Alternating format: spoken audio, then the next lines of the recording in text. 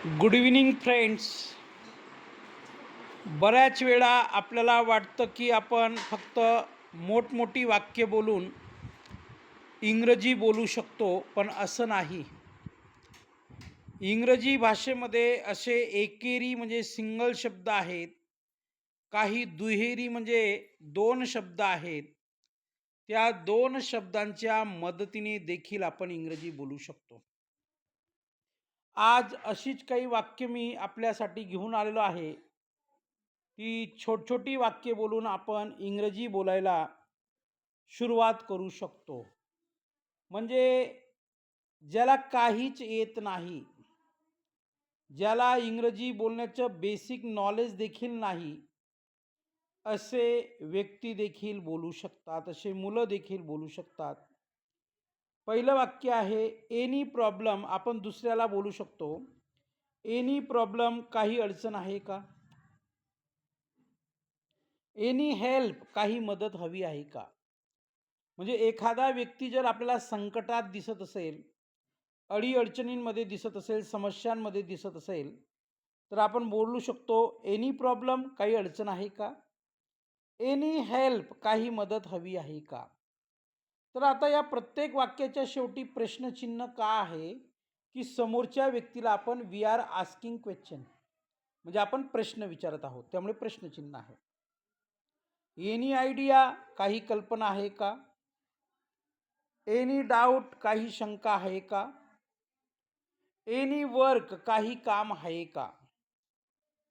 Any news, काही बातमी आहे का? एनी प्लॅन, काही बेत किंवा प्लॅन आहे का?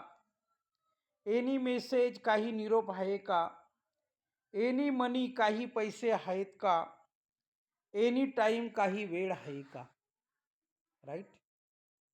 म्हणजे अशा वेगवेगळ्या प्रकारची वाक्ये विचारून प्रश्नाच्या स्वरूपात आपण समोरच्याला त्यांच्या अडीअडचणी, समस्या विचारू शकतो आणि त्या अडीअडचणी किंवा समस्या यांच्या संदर्भात त्यांना योग्य ती मदत किंवा मार्गदर्शन करू शकतो.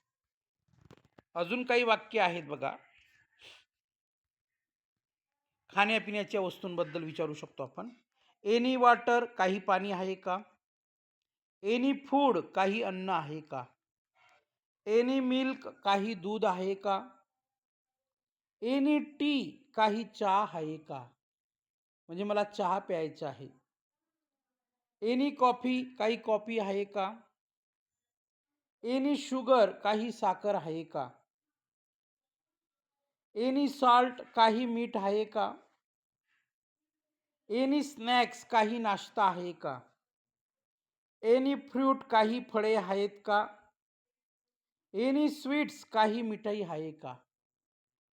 तर बघा, या ठिकाणी देखील एकूण आपण 10 प्रश्न विचारलेले आहेत. सुरुवातीला देखील आपण 10 प्रश्न विचारलेली होती.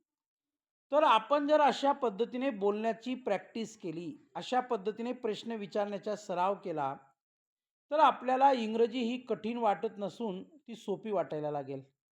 पण कुणीतरी आपल्या मनामध्ये न्यूनगंड निर्माण केलेला आहे, की English is very difficult subject, की इंग्रजी खूप काय म्हणू आपण त्याला, कठीण भाषा आहे.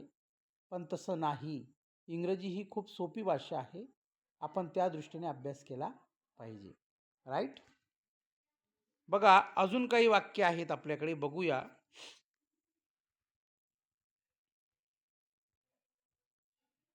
इतर उपयुक्त प्रश्न. एनी क्वेश्चन्स, काही प्रश्न आहेत का? एनी चेंज, काही सुट्टे पैसे आहेत का? एनी कॉल्स, काही फोन आले होते का? एनी स्पेस, काही जागा आहे का? एनी चान्स, काही शक्यता आहे का?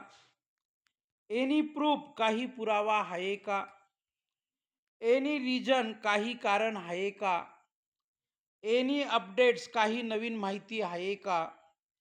एनी डिस्काउंट, काही सूट आहे का? आणि एनी सिम्पटम्स, काही लक्षणे आहेत का?